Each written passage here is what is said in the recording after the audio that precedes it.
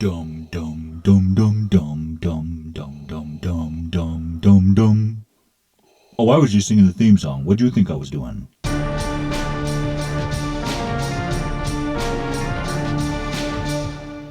Mission Impossible: The Final Reckoning. Until we think of another film we want to make, that is. Directed by Christopher McQuarrie. Released on May 23rd of 2025. It is the 8th installment of the wildly popular Mission Impossible series, which by now should really be called the Mission Incredibly Difficult but Strangely Doable series. Tom Cruise is back at it again, risking life and limb for our entertainment, even taking the old showbiz adage of break a leg a bit too literally, as he did with Mission Impossible Fallout. So I deeply respect his work ethic, and the dedication to his craft, as well as his concern for the audience, trying to give them a great time at the movies, continually pushing the limits, doing his own stunt work, from a heart-stopping biplane sequence that left Tom Cruise so physically drained they had to literally carry him from the set each day, to the tense underwater submarine sequence, where he could only film for 10 minutes at a time before risking brain hypoxia due to CO2 buildup in his diving mask. His dedication to his craft is undeniable, making him one of the few movie stars left who truly seems to care about delivering something real for his audience. And that is something I deeply respect.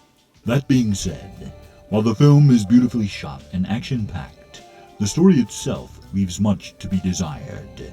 Massive plot holes undermine the tension, and the more you think about it after you leave the theater, the worse it gets. Hey, were you looking forward to learning more about Gabriel, the film's main antagonist, particularly his motivations and his connection to Ethan's past?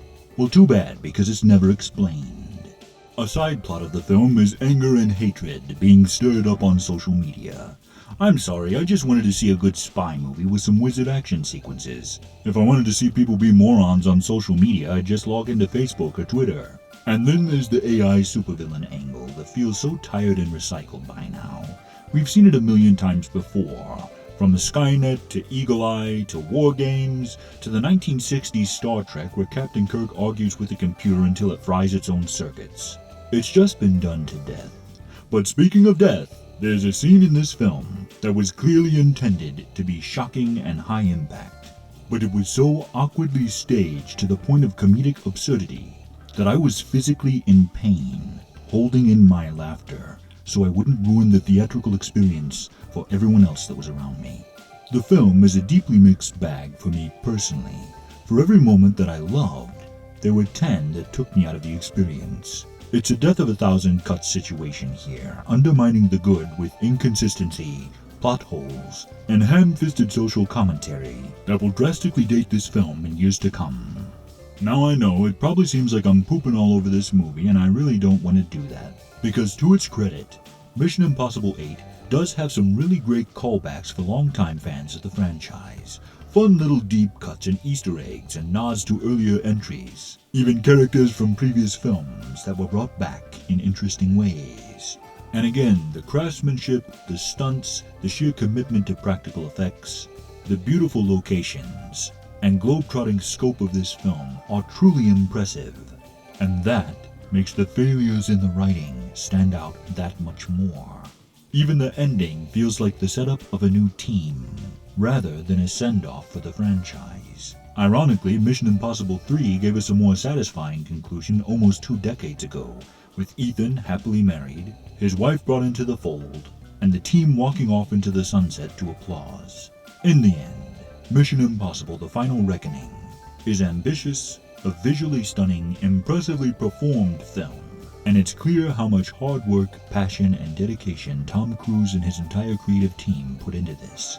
But due to its lackluster story, plot holes and narrative contrivances, unclear and unexplained character motivations, particularly with the film's main antagonist, I give this film 3 out of 5 Death Stars. The Emperor is not as forgiving as I am. Before we go, I want to take a moment to thank my coffee supporters. You guys help make the magic happen around here, and you are totally wizard.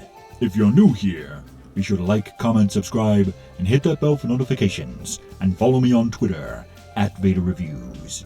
Join the Empire today, You do not yet realize your importance. Share these videos, and together we will rule the internet.